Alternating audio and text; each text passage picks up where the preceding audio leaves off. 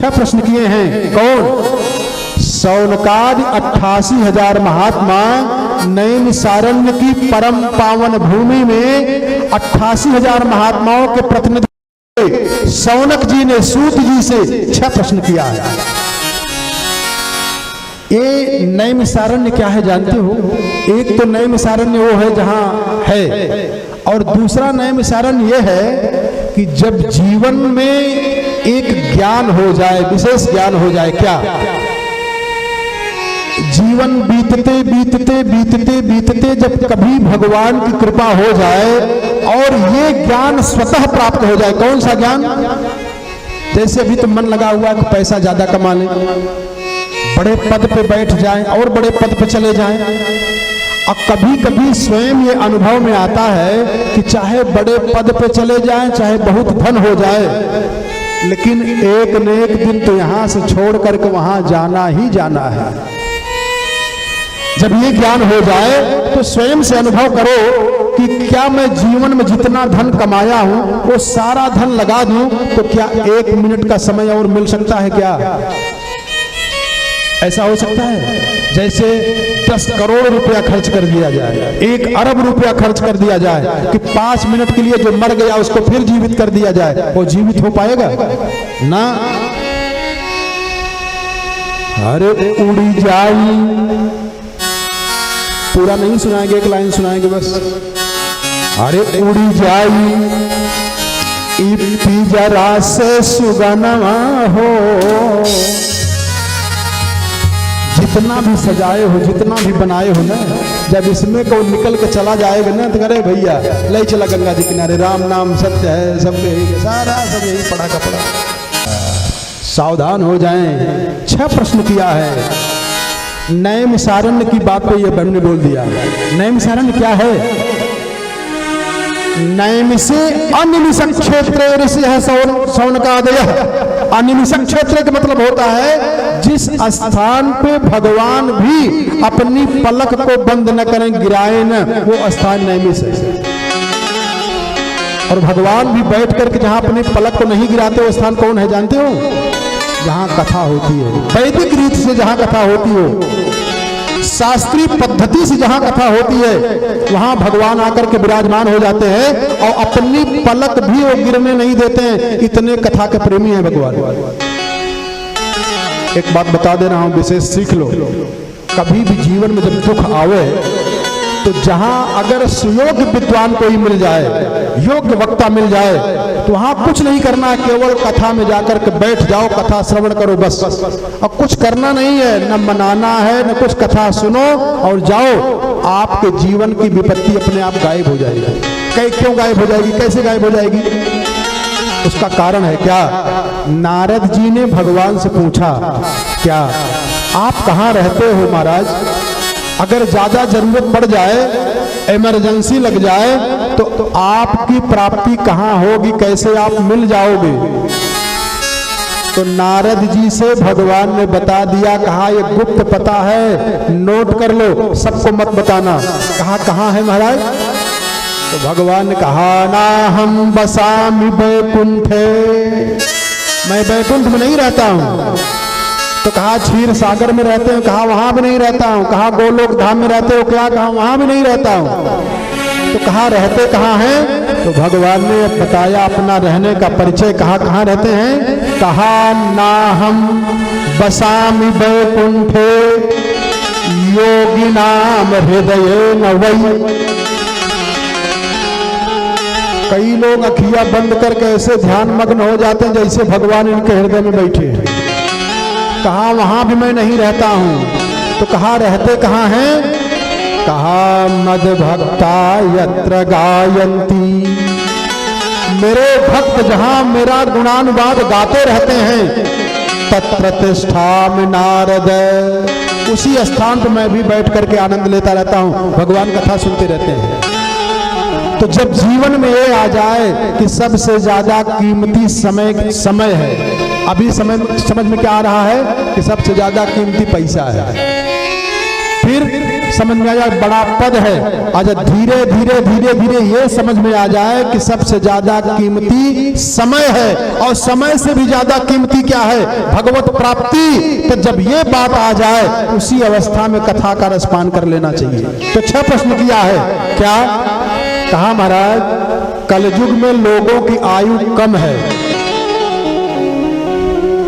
कलयुग में जो ज्योतिष किया जाता है वो 100 वर्ष की आयु मान करके की जाती है। आयु कम है, पुराण बहुत हैं, 18 पुराण है, 18 उप पुराण है, 4 वेद है, 6 शास्त्र है, 108 उपनिषद है। एक एक को पढ़ने में एक जन्म बीत जाए। कहा महाराज कैसे प्राप्ति हो भगवान की? उन सबका निचोड़ क्या है, सबका सार क्या है, सबका तत्व क्या है? और कहा महाराज कलयुग में लोगों की बुद्धियों कम हो गई है। मंदाहा सुमंद मतयो मंद भाग्या उपद्रुताः। कलयुग में समझ शक्ति भी कम हो गई है। वेद का एक नाम है श्रुति। सतयुग में, त्रेता में ब्राह्मणों की बुद्धि इतनी तेज थी कि एक बार सुन लेते थे तो उनको याद हो जाता था। इतने ब्राह्मण तेज बुद्धि वाले होते थे।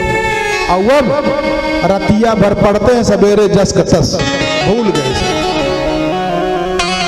तो कहा महाराज लोगों की बुद्धि भी कमजोर हो गई है, तो क्या करें, कैसे करें? तो कहा कि कर्मों बहुत है। कई लोग कहते हैं कि सवेरे स्नान करिए, उनको जल चढ़ाइए, उनको जल चढ़ाइए, उनको भोजन कराइए, वहां हवन करिए, यहाँ पूजा करिए, पूरा दिन इसी में बीत जा रहा है।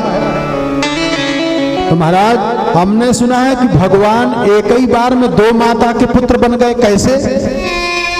कोई कहता है यशोदा नंदन, कोई कहता है देवकी नंदन, और बिना शरीर छोड़े भगवान के 2 माँ हो गए। ये कैसे हो गया महाराज? और प्रश्न कर रहे हैं क्या? कहा भगवान का अवतार धरती पर होता क्यों है? देखो कथा सुने हो आप लोग, खूब सुनते रहते हो, टेलीविजन पे भी आप लोग देखते रहते हो, लेकिन इतनी गहराई में बताने वाले वक्ता बहुत कम मिलेंगे आपको। बहुत कम तो बहुत कम मिलेंगे। इतने लोग बैठे हो, कोई बता दे कि भगवान का अवतार होता क्यों है, सही कारण बता दे, उसको पुरस्कार देंगे, इनाम देंगे। क्यों होता है भगवान का अवतार? अब 1-2 तर्क जो आपको मालूम है हम बोल दे रहे हैं, इतने तक आप जानते हो। कहा जब जब होई धर्म की हानि, बाढ़े असुर अधम अभिमानी, तब तब प्रभु धरि विविध शरीरा अहरहि। भगवान सबका दुख दूर करते हैं। नहीं यही तो जानते हो, इससे ज्यादा जानते हो। और ज्यादा दिमाग बढ़ गया तो गीता जी का बोल देंगे, यदा यदा हि धर्मस्य ग्लानिर्भवति भारत अभ्युत्थानम धर्मस्य तदात्मानं सृजाम्यहम् परित्राणाय साधूनां संभवामि युगे युगे। लो अब जरा इसका भाव समझें, इसका खंडन करके हम आपको समझा रहे हैं भगवान का अवतार होता क्यों है। ये भागवत जी में प्रश्न है, और इसको 88,000 महात्माओं की तरफ से सौनक जी ने प्रश्न किया है कि भगवान का अवतार होता क्यों है। तो एक बात बता दें, आपको समझ में आ जाए कि हाँ बात तो गलत है। ये क्यों? भगवान का अवतार होता है दुष्टों का वध करने के लिए। यही बताया गया है, जब जब होई धर्म की हानि, बाढ़े असुर अधम अभिमानी, तब तब प्रभु कर विविध शरीरा। यही तो है ना। लेकिन वसी रामचरितमानस में यह तो है कि भृगुटि विलास सृष्टि लय होई। अरे जो क्रोध करके अपनी भौहें टेढ़ी कर दें, भगवान में वो सामर्थ है कि अगर गुस्सा करके केवल नजर टेढ़ी कर दे तो पूरा ब्रह्मांड तहस नहस हो जाए। तो रावण को मारने के लिए, कुंभकर्ण को मारने के लिए, कंस को मारने के लिए, दुष्ट का वध करने के लिए भगवान को आना पड़ेगा। क्यों आना पड़ेगा? उसका कारण क्या हो सकता है? तो भगवान का अवतार दुष्टों का वध करने के लिए नहीं होता है। जानते हो, तीसरा तर्क दे दे रहा हूं। भगवान ने खुद कहा है, स्वयं भगवान कहे हैं कि जग महु सखा अरे निशाचर जेते और लक्ष्मण हनई निमुख महु देते। भगवान कहते हैं संसार में जितने भी राक्षस हैं, निशाचर हैं, उनको एक क्षण के अंदर लक्ष्मण जी मार सकते हैं। तो भगवान फिर क्यों आए? भगवान का क्या काम है यहाँ नहीं धरती पर? कहा साधु संतों की रक्षा करने के लिए, तो कहा साधु संतों की रक्षा करने की जिम्मेदारी तो हनुमान जी महाराज ने लिया है। साधु संत के तुम रखवारे। तो भगवान क्यों आए? कहा धर्म की स्थापना करने के लिए। कहा धर्म की तो धुरी है भरत भैया। अरे जौन हो जग, अरे जन्म भरत को, तो सकल धर्म धुरी धरनी धरत को। ये तो भरत भैया करेंगे। तो भगवान का अवतार क्यों होता है? आगे सुनिएगा विस्तार से।